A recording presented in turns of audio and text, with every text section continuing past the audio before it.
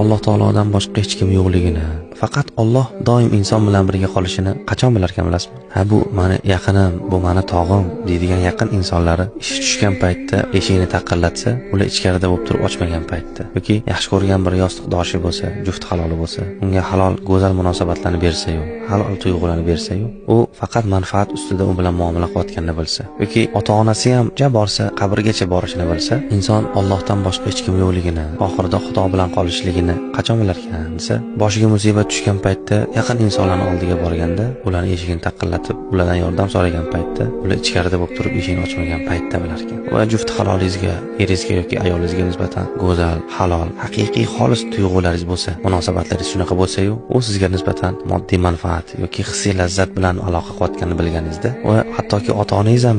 borsa siz bilan qabrgacha boradi. Qabrgacha borishni bilganingizda inson bilarkanki, ha, men bilan faqat Alloh bo'lar. Muammo